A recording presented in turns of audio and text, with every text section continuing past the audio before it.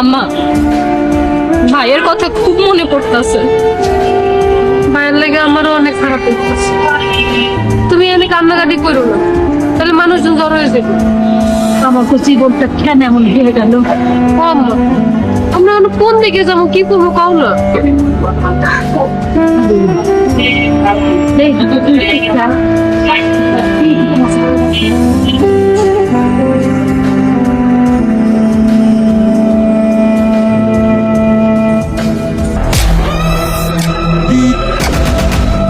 আমি তো ভয়ে আছি, পাগলা মাসুমি নিয়ে আপনার পরিচয় খাইতেছি।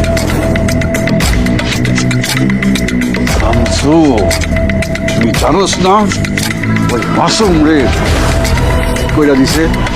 এত আবার কনফিডেন্ট হয়েন না, লাশ এখন খুঁজে পাওয়া যায়।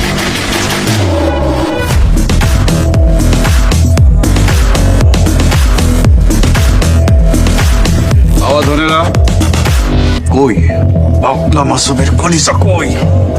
আব্বা, মাসুমের লাশ তো কোথাও খুঁজে পেলাম না। ও ওরা দুইটা আমার সন্তানই না। আমার একটা ইচ্ছা চির পূরণ করতে পারতেছিস না। উই আর সরি আব্বা, আপনি কোনো দুশ্চিন্তা করেন না, আমরা আবার যেতেছি। ওই মাসুমের লাশ পৃথিবীর যে প্রান্তে থাকো। তার আগে কম রানীর লাশ কি করছস, কই রাখছস? পিছনের জঙ্গলে পুঁতে রাখছি।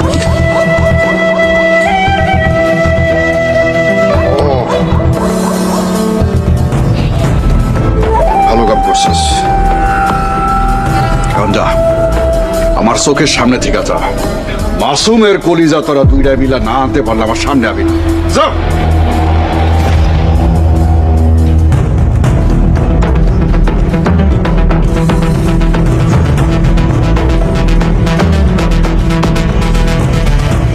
মাসুম, তুই মরবি, আমারে কলিজা দিবি না।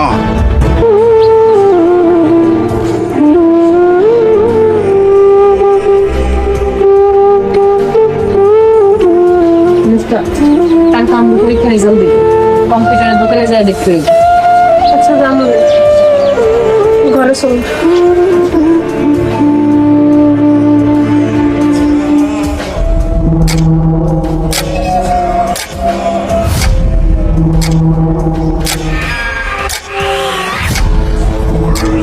আসল রিপন এখনো মাসুমের কলিজা নিয়ে আইতাছে না।